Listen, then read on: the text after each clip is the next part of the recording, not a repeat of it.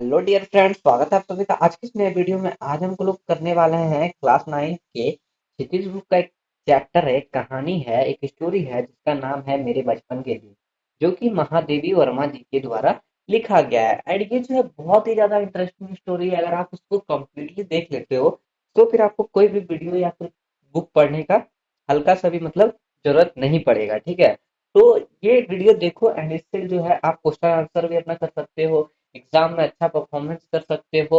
मैं ऐसा कह सकता हूँ कि मैं गलत टाइम पे वीडियो अपलोड कर रहा हूँ, क्योंकि अभी हाल ही में 10th के स्टूडेंट का एग्जाम हुआ है। लेकिन एक बात ये कह रहा हूँ कि मेरा भी एग्जाम चल रहा था, मेरे को भी कुछ प्रॉब्लम था, मेरे को भी वर्क करके आप लोग को यूट्यूब पे वीडियो प्रोवाइड करना पड़ता है। ठीक है, जिसकी वजह से मैं थोड़ा बिजी हो रहा था, जिसकी वजह से मैं उस टाइम पे नहीं डाल पा रहा था। लेकिन मैं बहुत ही ज्यादा ये आशा करता हूँ कि आप लोग मेरे वीडियो को आज से अगर 10 महीने बाद, साल भर के बाद भी देखोगे ना, तो आप लोग थोड़ा सा भी ये नहीं रहोगे, कंफ्यूज नहीं रहोगे। आप लोग अच्छे से कमेंट करके जाओगे कि हाँ सर, वेरी गुड एक्सप्लेनेशन आपने किया है, बहुत अच्छे से एक्सप्लेन किया है।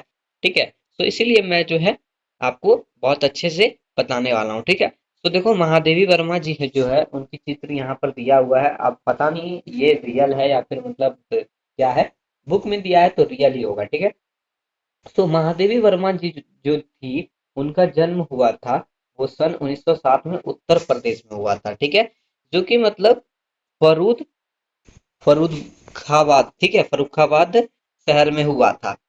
एंड उनकी शिक्षा दीक्षा जो थी वो प्रयाग में हुई। प्रयाग महिला विद्यापीठ में प्राचार्य पद पर लंबे समय तक कार्य करते हुए उन्होंने लड़कियों को शिक्षा के लिए काफी प्रयत्न की। ठीक है, एंड उसके बाद फिर क्या होता है, 1987 में यानी कि 1987 में उनका जो है देहांत हो जाता है, यानी वो दुनिया को छोड़ के चले जाते हैं, चली जाती है। ठीक है, महादेवी जी जो थी, उनका छायावध में जो है प्रमुख कविता थी, जैसे निहार, रसीम, ठीक है, बहुत सारी उनकी जो है वो कहानियां थी। एंड यहाँ पर जो है उनके द्वारा बहुत से ग्रंथ भी लिखे गए थे, जैसे गंध वगैरह। ठीक है, ग्रंथ वगैरह जैसे कि अतीत में चलचित्र हो गया, स्मृति की रेखा, पथ के साथी, श्रृंखला की कड़ियां, बहुत सी लिखी गई थी। महादेवी वर्मा की साहित्य साधना के पीछे एक और आजादी के आंदोलन का प्रेरणा है।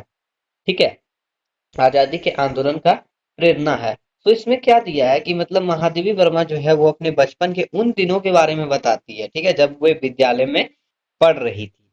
ठीक, तो देखते हैं क्या है कि हम्म तो बचपन की स्मृति का एक विचित्र आकर्षण होता है। बचपन का जो हम जब भी याद करते हैं बचपन को अपना, तो हम लोग को बहुत ही ज्यादा इंटरेस्ट आता है, हम लोग उसमें बहुत ज्यादा अट्रैक्ट होते हैं। ठीक है, बहुत ज्यादा अट्रैक्ट होते हैं। जैसे आप भी अगर आपका कोई बचपन का वीडियो वगैरह होगा या फिर फोटो वगैरह होगा, तो आप उसको देखने के लिए बहुत ज्यादा अट्रैक्ट हो जाते हो, बहुत ज्यादा उसको देखने के लिए इंटरेस्ट रहते हो कि आप हमेशा उसी चीज को देखो। कभी-कभी लगता है जैसे सपने में सब देखा होगा, परिस्थिति बहुत बदल जाती है। ठीक है, कभी-कभी क्या लगता है कि सपने में सब चीज देखा होगा, लेकिन परिस्थिति बदल जाती है। अपने परिवार में कई पीढ़ियों के बाद इनका जो है जन्म हुआ था। ठीक है, मेरे परिवार में प्राय 200 वर्ष तक कोई लड़की नहीं थी। ये जो महादेवी वर्मा जो थी, इनके परिवार में 200 वर्ष से 200 वर्ष से किसी लड़की का जन्म नहीं हुआ था। यानी कि जब भी हो रहा था तो लड़के का जन्म हो रहा था। उसके पहले लड़की को पैदा होते ही परामर्श भेज देते थे। ठीक है, उस समय क्या होता था, जब भी लड़की का जन्म होता था तो उन लोगों को परम धाम भेज देते थे। मैंने परामर्श बोल दिया, ठीक है, परम धाम भेज देते थे। फिर मेरे बाबा ने बहुत दुर्गा पूजा की। हमारी कुल देवी दुर्गा थी। ठीक है, इनकी जो कुल देवी थी वो माता दुर्गा थी। मैं उत्पन्न हुई तो मेरी बड़ी खातिर हुई। जब इनका जन्म हुआ तो इनका बहुत ज्यादा खातिर हुआ, बहुत ज्यादा इनको रिस्पेक्ट वगैरह दिया गया। मुझे वह सब नहीं सहना पड़ा जो अन्य लड़की को सहना पड़ता था। पहले क्या होता था कि जितनी भी लड़की रहती थी उसको कहीं ना कहीं भेज दिया जाता था, जैसे परम धाम भेज दिया जाता था। लेकिन इनको वो सब चीज नहीं सहना पड़ा। परिवार में बाबा फारसी और उर्दू जानते थे। पिता ने अंग्रेजी पढ़ी थी, इनके इनके जो पिता थे उन्होंने अंग्रेजी पढ़ रखी थी। हिंदी का कोई वातावरण दूर दूर तक नहीं था। इनके घर में जो है हिंदी का कोई वातावरण दूर दूर तक नहीं था। मेरी माता जबलपुर से आई, तब वे अपने साथ हिंदी लाई। जब उनके पिता का विवाह हुआ उनकी माता के साथ, जब उनकी माता जबलपुर से आई, सब तब जो है उनके घर में थोड़ा बहुत हिंदी आया। ठीक है, वे पूजा पाठ बहुत करती थी। उसकी जो माता थी वो बहुत ज्यादा पूजा पाठ करती थी। पहले उन्होंने मुझे पंचतंत्र पढ़ना सिखाया। बाबा कहते थे इसको हम विदुषी बनाएंगे। ठीक है, बाबा क्या कहते थे, इसको हम विदुषी बनाएंगे। मेरे संबंध में उनका विचार बहुत ऊंचा रहा, इसलिए पंचतंत्र भी पढ़ा मैंने, पंचतंत्र भी पढ़ा मैंने। संस्कृत भी पढ़ी इन्होंने, पंचतंत्र पढ़ा, संस्कृत भी पढ़ी। ये अवश्य चाहते थे कि मैं ये उर्दू फारसी भी सीख लूं, लेकिन वह मेरे बस में नहीं था। उनके जो दादा थे, ग्रैंडफादर जो थे उनके, वो चाहते थे कि मतलब मेरी जो पोती है, यानी महादेवी वर्मा जो जी जो है, वो मतलब उर्दू फारसी भी सीख ले, लेकिन इनके बस में वो सब चीज नहीं थी। मैंने जब एक दिन मौलवी साहब को देखा तो बस दूसरे दिन मैं चारपाई के नीचे जा छिपी। जब उन्होंने मौलवी साहब को देखा तो वो चारपाई के नीचे यानी खटिया चौकी के नीचे जाके छिप गई। ठीक है, जब पंडित जी आए संस्कृत पढ़ने, माँ थोड़ी संस्कृत जानती थी, गीता में उनकी विशेष रुचि थी। इनकी माता जो है वो ये संस्कृत जानती थी एंड गीता में उनकी रुचि थी। पूजा पाठ के समय मैं भी बैठ जाती थी, जब भी पूजा होता था तो ये भी साथ में बैठ जाती थी और संस्कृत सुनती थी। उसके उपरांत उन्होंने मिशन स्कूल में रख दिया मुझको। ठीक है, मिशन स्कूल में रख दिया। मिशन स्कूल में वातावरण दूसरा था, प्रार्थना दूसरी थी। वातावरण भी वहां का दूसरा था एंड प्रार्थना भी दूसरी थी। मेरा मन नहीं लगता था, वहां जाना बंद कर दिया। इनका मन वहां पर लगता ही नहीं था, इसलिए उन्होंने वहां जाना बंद कर दिया। जाने में रोने धोने लगी, जब भी जाती थी स्कूल तो रोने धोने लगती थी। तब उन्होंने मुझको क्राउस कार्थवेस्ट गर्ल कॉलेज में भेज दिया। उसके बाद फिर क्या हुआ, तो कार्थवेस्ट गर्ल कॉलेज में इनको भेज दिया, जहां मैं पांचवें दर्ज में भर्ती हुई, पांचवें दर्ज में भर्ती हुई। यहाँ का जो वातावरण था, ये जो मतलब कॉलेज था, यहाँ का जो वातावरण था, यहाँ हिंदू लड़की भी थी और इंग्लिश मतलब ईसाई लड़की भी थी। सॉरी सॉरी, इंग्लिश लड़की कहाँ से गई? ठीक है, हाँ, तो हिंदू लड़की भी थी और ईसाई लड़की भी थी। हम लोगों का एक ही मेस था, मतलब मेस जहाँ पर खाना वगैरह मिलता है ना, खाना वगैरह खिलाया जाता है। ठीक है, तो उस मेस में प्याज तक नहीं बनता था। वहां पर क्या था, तो प्याज वगैरह भी नहीं बनता था, नाम मात्र का प्याज बनता था। वहां छात्रवास के हर एक कमरे में हम चार छात्राएं रहती थी। वहां जो मतलब हॉस्टल वगैरह रूम वगैरह जो था, उसमें प्रत्येक रूम में चार लड़की स्टूडेंट रहती थी। उनमें पहले ही साथनिक समुद्रा कुमारी मिली। ठीक है, उसमें क्या थी, तो उनकी जो साथी थी वो समुद्रा कुमारी मिली। सुभद्रा, सुभद्रा बोलते हैं, सॉरी, सुभद्रा कुमारी मिली। सातवें दर्ज में वे मुझसे 2 साल सीनियर थी। ठीक है, वो जो थी वो सातवें दर्ज में थी एंड उनसे जो है 2 साल सीनियर थी, क्योंकि ये पांचवें दर्ज में थी। ठीक है, पांचवें दर्ज में थी। एंड वे कविता लिखती थी और मैं भी बचपन से तुर्क मिलाती आई थी। ये कविता लिखती थी एंड ये जो है इनके साथ तुर्क मिलाती थी। महादेवी वर्मा जो थी वो इनके साथ तुर्क मिलाती थी। बचपन में माँ लिखती थी, पद भी गाती थी। उनकी माँ जो थी वो बचपन में लिखती थी, पद भी गाती थी। मीरा के पद विशेष रूप से गाती थी। सवेरे जागिए कपादी पंछी बन बोले। ठीक है, कृपा निधान पंछी बन बोले। अरे मेरे को क्या हो गया, मैं कहीं कहीं मतलब मिस्टेक से पढ़ दे रहा हूँ। ठीक है, मैंने बहुत देर से मतलब पानी नहीं पिया, जिसकी वजह से मतलब थोड़ा सा मतलब इधर उधर हो जा रहा है। ठीक है, तो इसके लिए सॉरी। कहीं पे अगर मतलब मिस्टेक होता है तो आप लोग थोड़ा सा मैनेज कर लेना। ठीक है, हाँ, तो यही सुना जाता है कि प्रभाती गीता थी, शाम को मीरा का कोई पद गाती थी। शाम को क्या होता था, तो मीरा का कोई पद गाती थी। सुन सुनकर मैं भी वज्र भाषा में लिखना आरंभ करती थी। जब भी होता था तो उसको सुन सुनकर वो वज्र भाषा में लिखना आरंभ करती थी। यहाँ आकर देखा कि सुभद्रा कुमारी जी खड़ी बोली में लिखती थी। ठीक है, सुभद्रा कुमारी जो थी वो क्या करती थी, तो खड़ी बोली में लिखती थी। मैं भी वैसा ही लिखने लगी, लेकिन सुभद्रा जी बड़ी थी, प्रतिष्ठा हो चुकी थी। वो जो थी वो बहुत ज्यादा मतलब उनसे जो है बड़ी थी, बहुत ज्यादा तो बड़ी नहीं थी, बड़ी थी, तो वो मतलब 2 क्लास सीनियर थी। उनसे छिपा छिपा कर लिखती थी मैं, उनसे जो है ये छिपा छिपा कर लिखती थी। एक दिन उन्होंने कहा, महादेवी तुम कविता लिखती हो? तो मैंने डर के मारे कहा नहीं। अंत में उन्होंने मेरी डेस्क की किताबों की तलाशी ली और बहुत सा निकल पड़ा। ठीक है, बहुत सा निकल पड़ा। उनमें से तब जैसे किसी अपराधी को पकड़ते हैं, ऐसे उन्होंने एक हाथ में कागज लिया और एक हाथ में मुझको पकड़ा और पूरे हॉस्टल में दिखा आई। क्या कि मतलब जैसे अपराधी को पुलिस वगैरह पकड़ता है ना, कि मतलब एक हाथ से हथकड़ी लगा देता है, एक हाथ से पकड़ के रखता है, उसी तरह क्या हुआ, तो एक हाथ में ये मतलब कागज लेके रखी थी और एक हाथ में ये महादेवी वर्मा को पकड़ के रखी थी, सुभद्रा, ठीक है, उसको पकड़ के रखी थी और बाहर लेते आई, पूरा चिल्लाने लगी कि देखो ये भी कविता लिखी है। एंड उसके बाद फिर क्या हुई, दिखा आई कि ये कविता लिखती है। फिर हम दोनों का मित्रता हो गया। उसके बाद क्राउस्टवेट में एक पेड़ की डाल नीची थी, उस डाल पर हम लोग जो है बैठ जाते थे।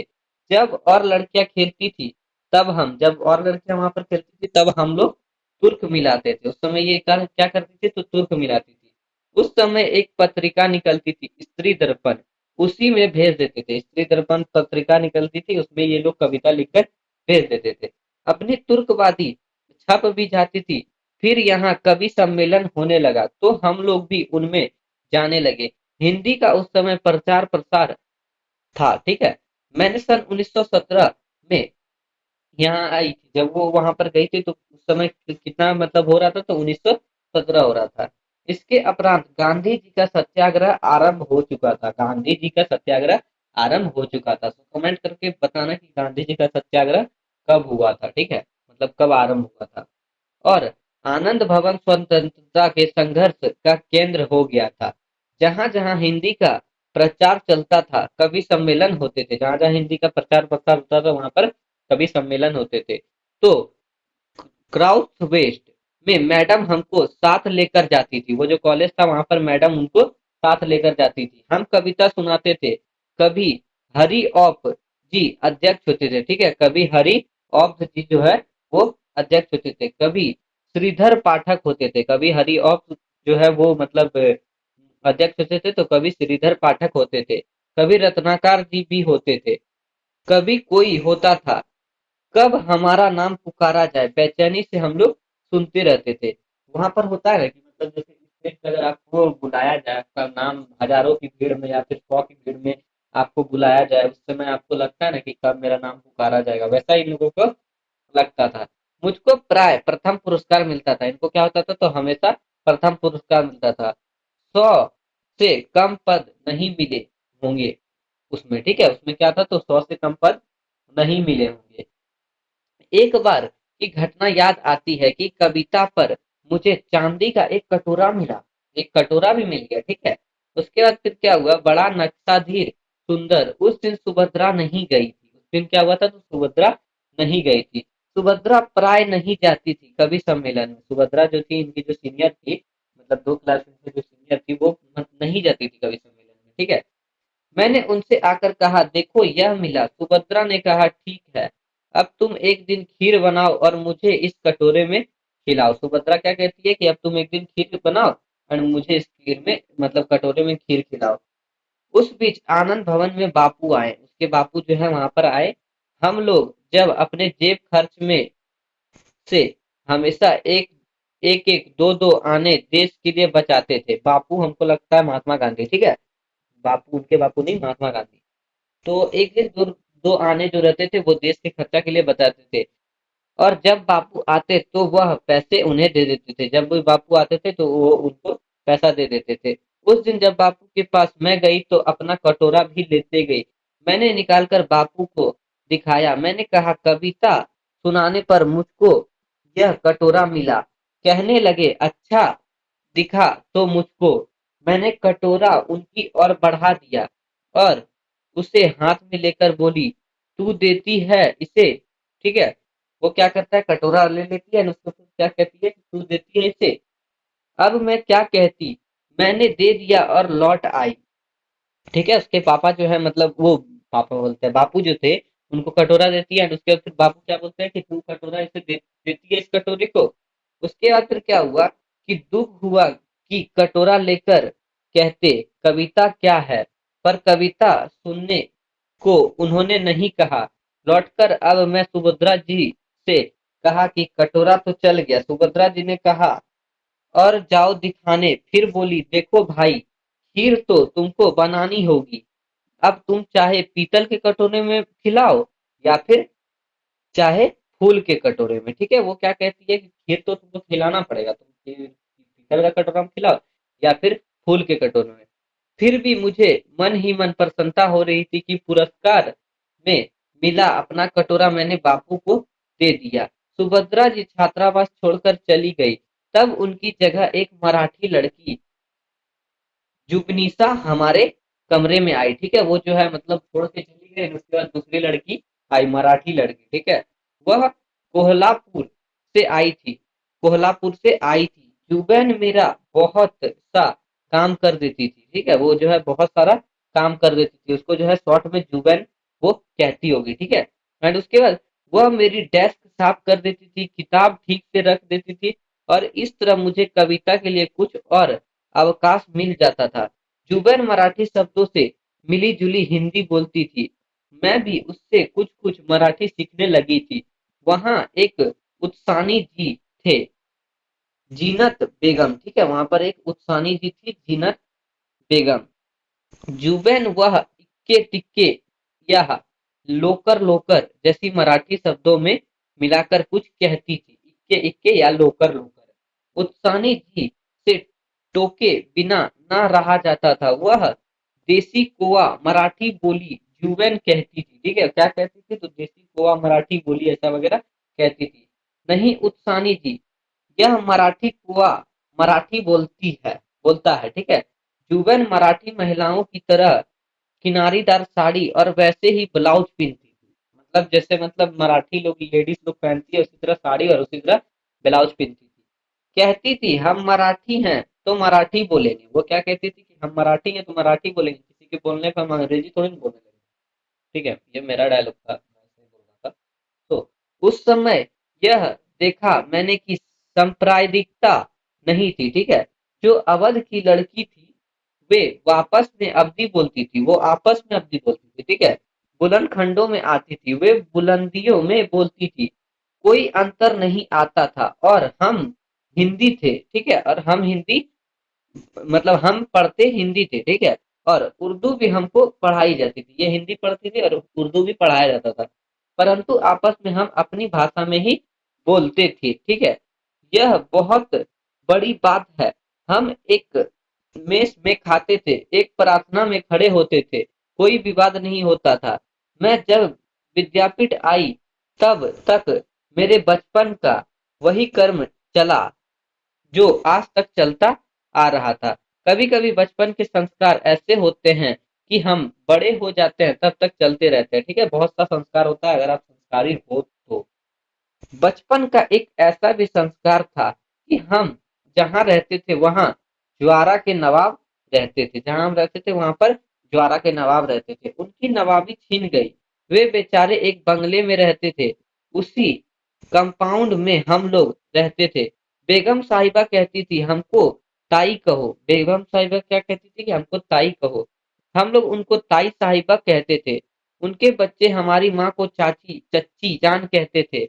हमारे जन्मदिन वहां मनाए जाते थे, उनके जन्मदिन हमारे यहाँ मनाए जाते थे। इन लोगों का मतलब बहुत ही गहरा संबंध था। उनका एक लड़का था, उसको राखी बांधने के लिए वो कहती थी बहनों की राखी बांधनी चाहिए, बहनों को राखी बांधनी चाहिए। राखी के दिन सवेरे को उसकी उसको पानी भी नहीं देती, कहती थी राखी के दिन बहनें राखी बांधी जाए तब तक भाई को कुछ भी नहीं खाना चाहिए, निहारन रहना चाहिए।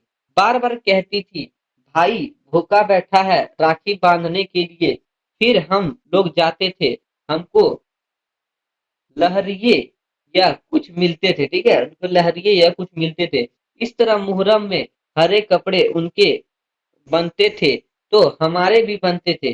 फिर एक हमारा छोटा भाई हुआ, वहां तो ताई साहिबा ने पिताजी से कहा देवर साहेब से कहो वो मेरा नेग ठीक करके रखे। ठीक है, वो क्या कहती है कि पिताजी से कहा कि देवर साहेब को कहो कि वो मेरा नेग ठीक करके रखे। ठीक है, उसके बाद मैं शाम को आऊंगी, वे कपड़े वपड़े लेकर आई।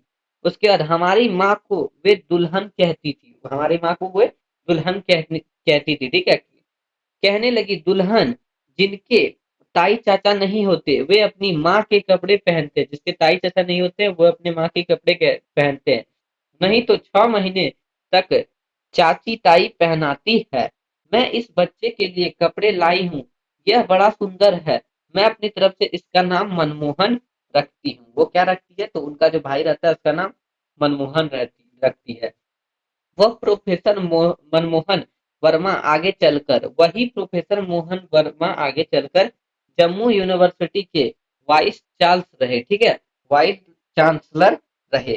गोरखपुर यूनिवर्सिटी के भी गोरखपुर यूनिवर्सिटी के भी वाइस चांसलर रहे। कहने का तात्पर्य यह है कि मेरे छोटे भाई का नाम वही चला जो ताई साहिबा ने दिया। उनके यहाँ भी हिंदी चलती थी, उर्दू भी चलती थी। अपने घर में अवधी बोलते थे। ठीक है, वातावरण ऐसा था कि उस समय के हम लोग बहुत निकट थे। आज की स्थिति देखकर लगता है वह सपना ही था। आज वह सपना खो गया, शायद हम सपना सत्य हो जाता है। भारत की कथा कुछ और होती है। ठीक है,